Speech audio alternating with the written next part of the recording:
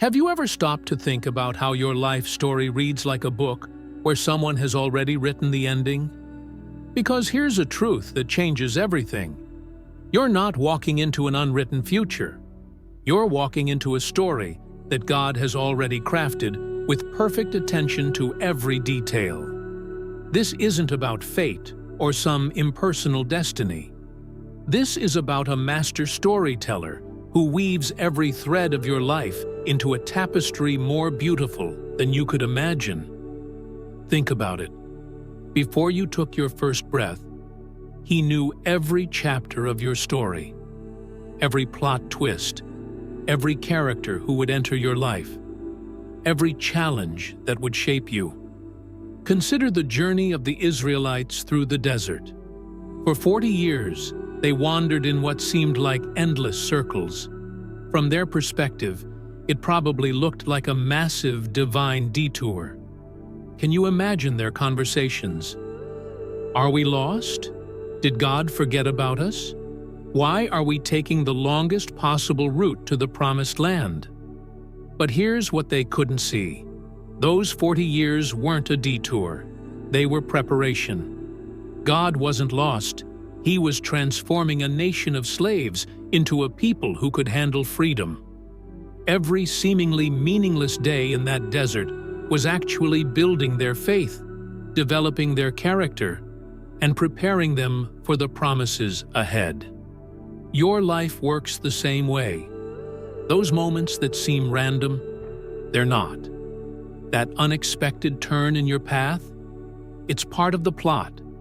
That challenge that feels like it's derailing your plans, it might just be setting you up for a chapter more amazing than anything you could have written yourself. Think about how a master novelist writes a story. Every detail serves a purpose. Every challenge the hero faces is carefully crafted to develop their character. Even the seemingly insignificant moments end up being crucial to the plot. That's how God writes your story, with purpose, with precision, and with a perfect understanding of who you're meant to become. But here's where it gets even more beautiful.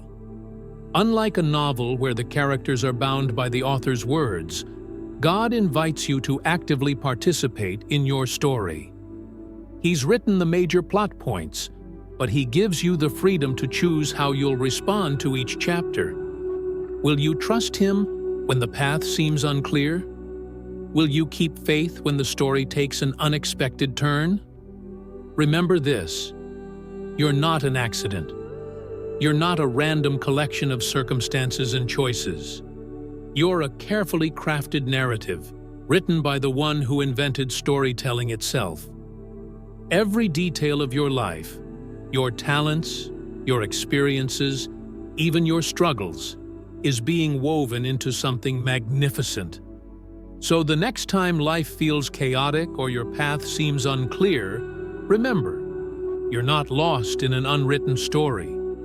You're walking through chapters that have been crafted by the greatest author of all time. And He's never written a story that didn't end in victory for those who trust Him. 1. Kindness is not always good. Let me tell you something that might sound controversial. Kindness without wisdom can be dangerous. You see, we've all been taught that being kind is a virtue, and it is. But there's a crucial piece of the puzzle that no one talks about. Think about a door in your house. Would you leave it open 24/7 for anyone to walk in? Of course not. Yet so many of us leave the doors to our lives, our resources, and our emotions wide open, believing that's what good people do. Let's look at history's greatest example of kindness, Jesus. While He healed the sick and fed the hungry, He also did something remarkable. He set boundaries. He didn't heal everyone who came to Him. He didn't say yes to every request. And most importantly, He knew exactly who deserved His trust and who didn't. Remember Judas? He walked with Jesus for 3 years, shared meals with Him, appeared to love Him. Yet behind that mask of friendship lay betrayal. This wasn't just a story. It's a powerful lesson about the dangers of blind trust. The hard truth is that not everyone who smiles at you wishes you well. Not everyone who praises your kindness has your best interests at heart. Some people are like emotional vampires, wearing masks of friendship while secretly draining your energy, time, and resources. But here's what's fascinating. When you start setting boundaries, these people often reveal their true colors. The ones who truly care about you will respect your limits. The ones who were just using you, they'll show their real face the moment you say no. This isn't about becoming cold or cynical. It's about being wise with your kindness, like a skilled gardener who knows exactly where to plant each seed for it to flourish, rather than scattering them carelessly in infertile soil. Let me share something personal that changed my perspective forever. A few years ago, I met someone who seemed to need endless help. Every week brought a new crisis, a new emergency, a new reason why they needed my support. I gave and gave, believing I was doing the right thing. But then I noticed something strange. While they always had time to ask for help, they never had time to celebrate my successes or support me in my struggles. This pattern isn't unique to personal relationships. We see it in workplaces where the most helpful employees get loaded with more and more tasks until they burn out.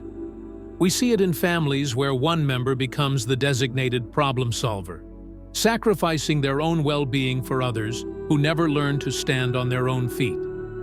Think about the oxygen mask principle on airplanes.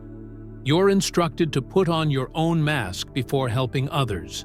Why? Because if you run out of oxygen while helping everyone else, you can't help anyone anymore. The same principle applies to kindness.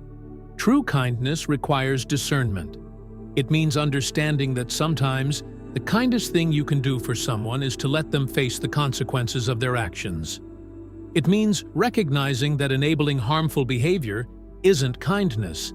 It's actually doing damage to both yourself and the other person. When we look at great spiritual leaders throughout history, we see this pattern repeatedly. They combined profound compassion with clear boundaries. They knew when to help and when to step back. They understood that true kindness isn't about being available to everyone all the time. It's about being present in the right way, at the right time, for the right reasons. Charter 2. Signs of people who take advantage of your kindness. You know that gut feeling you get sometimes? That slight discomfort when someone asks for your help? There's usually a good reason for it. Let me show you exactly how to spot those who might be taking advantage of your good nature. First, watch for the pattern of convenient friendship. These people have an uncanny ability to disappear completely from your life, only to resurface the moment they need something. Think about your phone. Do they only call when they have a favor to ask? When was the last time they reached out just to check on you? The masters of manipulation have a powerful weapon in their arsenal: guilt. I thought we were friends, they might say, or I would do it for you. They'll remind you of that one time they helped you, conveniently forgetting the 20 times you've helped them since. When you say no, they make you feel like you've committed some terrible betrayal of friendship. Let's look at a classic example from the Bible. The story of Delilah and Samson. Delilah didn't just ask for Samson's secret once. She persistently wore him down, using his feelings for her as leverage. "How can you say you love me," she would ask, "when you don't trust me?" Sound familiar? It's the same technique manipulators use today. Here's another red flag: the eternal victim. These people always have a crisis, always have a reason why they can't solve their own problems. But strangely, they never seem to learn from these situations. They're not looking for solutions. They're looking for enablers. Pay attention to how they react to your success. True friends celebrate your victories. Users, on the other hand, either ignore your achievements or try to diminish them. They might even find ways to turn your good news into an opportunity to ask for more help. "Oh, you got a promotion. That's great. Since you're making more money now, could you lend me some?" The most subtle sign is the absence of reciprocity. It's not just about them never helping you back. It's about their complete lack of consideration for your time and resources. They make plans assuming you'll be available, cancel at the last minute when they find better options, and expect you to rearrange your entire schedule to accommodate them. Watch out for the praise manipulator. These people will excessively compliment your kindness, your generosity, your helpful nature, not to appreciate you, but to reinforce the behavior they want to exploit. "You're so good at helping people," they'll say, right before asking for another favor. In the Bible, we see this with those who followed Jesus only for the miracles. They praised him enthusiastically, but their interest was superficial. The moment he started teaching about sacrifice and commitment, many walked away. This shows us that praise without genuine relationship is often just another form of manipulation. The most dangerous sign is how they handle your boundaries. When you start saying no, do they respect your decision? Or do they push harder, trying to find ways around your limits? True friends will understand and respect your boundaries. Users will see them as obstacles to overcome. Remember, identifying these signs isn't about becoming paranoid or suspicious. It's about protecting your ability to be genuinely kind to those who truly need and appreciate it. Just as a wise investor carefully chooses where to put their money, a wise person carefully chooses where to invest their kindness. 3. The trap of people-pleasing. Let's talk about one of the most dangerous traps you can fall into: the endless cycle of people-pleasing. It starts innocently enough. A simple yes here, a small favor there. Before you know it, you're caught in a web of endless obligations, feeling like you can't breathe. Think of people-pleasing like quicksand. The more you struggle to make everyone happy, the deeper you sink. You sacrifice your time, your energy, your dreams, all in the pursuit of others' approval. But here's the cruel irony. The more you give, the more people expect from you. I want you to imagine your energy as a battery. Every time you say yes when you want to say no, you're draining that battery. Every time you put someone else's needs above your own essential well-being, you're losing power. And unlike a phone battery, you can't just plug yourself in for a quick recharge. Why do we do this to ourselves? The root often lies in our deepest fears: fear of rejection, fear of being seen as selfish, fear of losing relationships, fear of disapproval. These fears act like invisible chains, keeping us trapped in patterns that slowly destroy our peace. Look at the Pharisees in the Bible. They were the ultimate people-pleasers, but with a twist. Everything they did was for show, for public approval.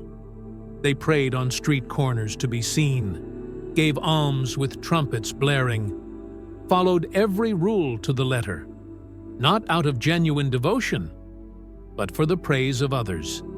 And what did they gain? Jesus said they already had their reward, the fleeting approval of people. But the cost of people-pleasing goes far beyond exhaustion. It affects every aspect of your life. Your relationships become unbalanced and resentful. Your work suffers because you're spread too thin. Your personal goals gather dust while you're busy fulfilling everyone else's dreams. Your health deteriorates because you're constantly in a state of stress and overwhelm. The most insidious part? People-pleasing doesn't even achieve its intended goal. Those who constantly seek to please others often end up pleasing no one, including themselves. It's like trying to fill a bucket with a hole in the bottom. No matter how much water you pour in, it will never be enough. Here's what makes it even worse. The more you try to please others, the less they respect your time and boundaries. It's a paradox. By always being available, you teach people that your time isn't valuable. By always saying yes, you teach them that your no doesn't really mean no. Think about the oxygen levels in an airplane again. When they drop, you have seconds to make a decision. If you try to help everyone else first, you'll pass out before you can help anyone. This isn't just a safety instruction, it's a metaphor for life. By constantly prioritizing others' needs over your own essential well-being, you're slowly suffocating your own spirit. The truth is, people-pleasing isn't really about being nice. It's often about control, trying to control how others perceive us, trying to control outcomes, trying to control relationships through endless giving. But real relationships, healthy relationships, don't require you to exhaust yourself to maintain them. Your worth isn't measured by how many times you say yes, how many people you can please, or how many burdens you can carry for others. Your worth is inherent, and it doesn't diminish when you set healthy boundaries or prioritize your own well-being. 4. Jesus and the art of setting boundaries. Let's explore something revolutionary. Jesus, the epitome of love and compassion, was also a master of setting boundaries. This might challenge everything you've been taught about being Christ-like. Consider this striking fact. Jesus had thousands of followers, yet he didn't heal every sick person he encountered. He didn't answer every question thrown at him. Sometimes he even walked away from crowds who were desperately seeking his help.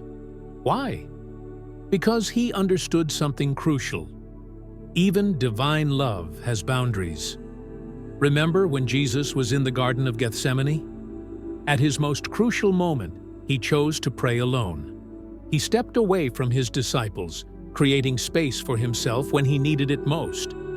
This wasn't selfishness, it was wisdom. He knew that to fulfill his purpose, he needed moments of solitude and connection with his Father. There's a fascinating moment in the Gospels when people tried to manipulate Jesus into performing miracles. Instead of giving in to their demands, he called out their true motives.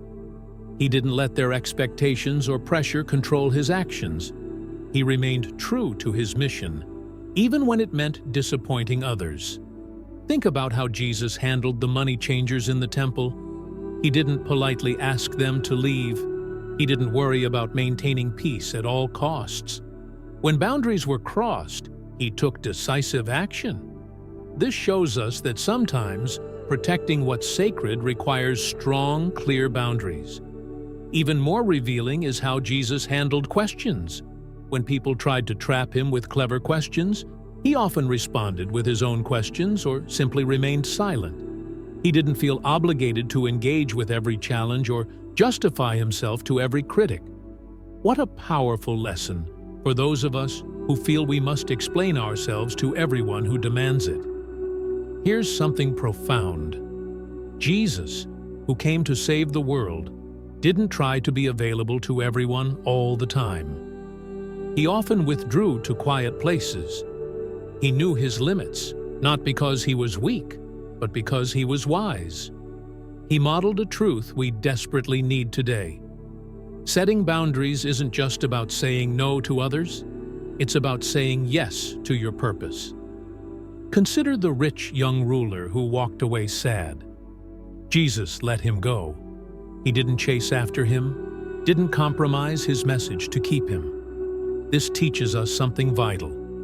Sometimes we need to let people walk away. Not everyone who leaves your life is a loss. If Jesus, with all his power and compassion, set boundaries, what makes us think we shouldn't? He showed us that true love isn't about being available 24/7. It's about being present authentically, maintaining our integrity, and honoring our purpose. 5. How to set boundaries while still being kind. Now that we understand why boundaries are essential, let's tackle the real challenge.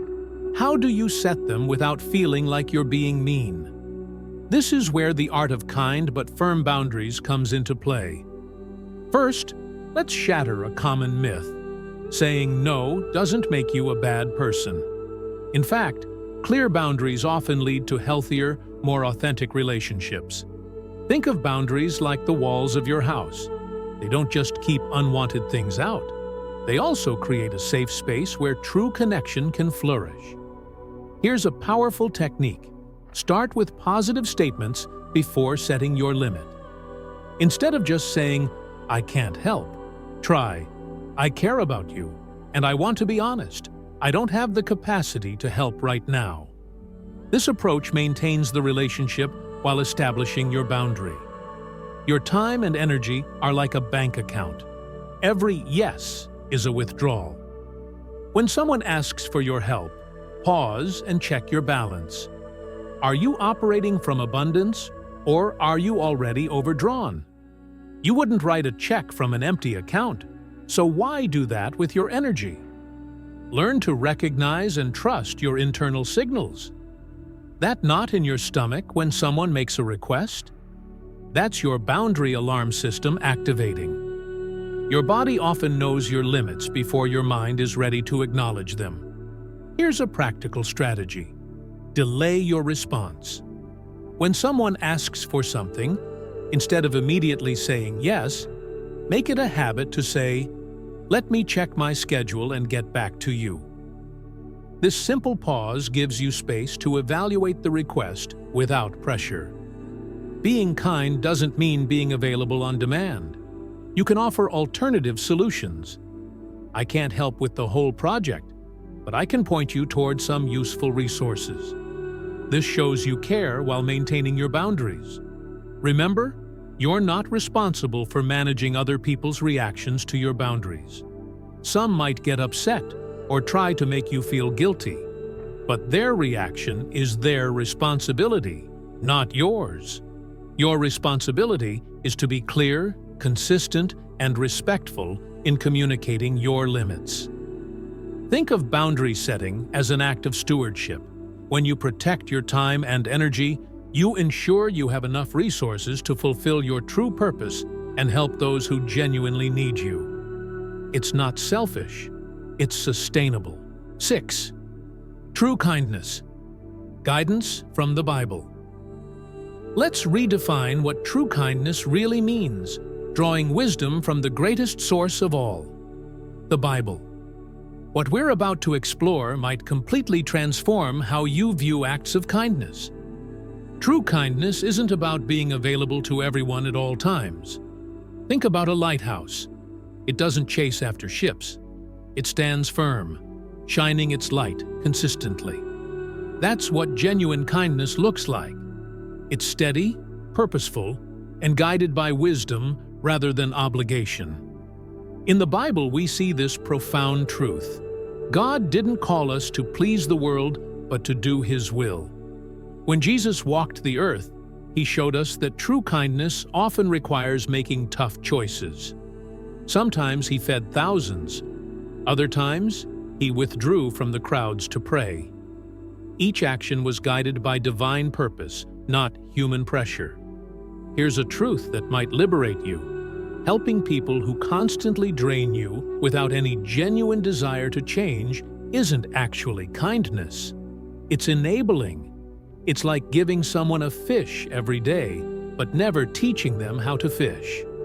You're not helping them grow. You're keeping them dependent. Consider this. When you exhaust yourself trying to help everyone, you become too depleted to fulfill the specific mission God has for you. It's like a doctor who's so busy giving out band-aids that they can't perform life-saving surgeries. Sometimes, the kindest thing you can do is preserve your energy for where it's truly needed. The Bible teaches us about stewardship, being wise with what we've been given. Your time, energy, and resources are gifts from God. Using them wisely isn't just an option, it's a responsibility. True kindness means being a good steward of these gifts, directing them where they can bear the most fruit. When you align your kindness with God's wisdom, something beautiful happens. You stop being a doormat and start being a doorway, a channel through which genuine help and hope can flow to those who truly need it. As we wrap up this journey together, I want you to take a moment and really reflect on your relationships. Look around you. Who celebrates your successes? Who's there during your struggles? And more importantly, who only appears when they need something from you? This isn't about becoming cynical or closing your heart. It's about becoming wise with your kindness. Remember, Jesus, the embodiment of love itself, set boundaries. If the Son of God needed boundaries, then surely we do too. Your yes has power. But here's the truth. Every time you say yes to someone, you're saying no to something else. Maybe it's your family time, your rest, your goals, or even your purpose.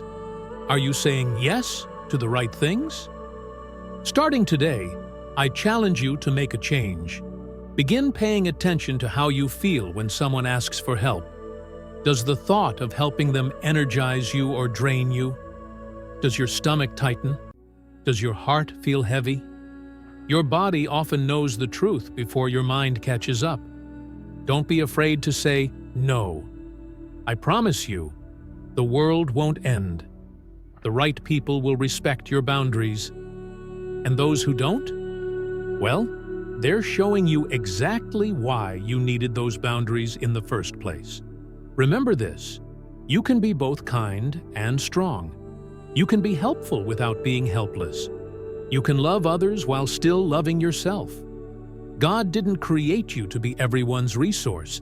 He created you to be His vessel. The next time someone asks for your help, pause, pray. Listen to that still, small voice inside.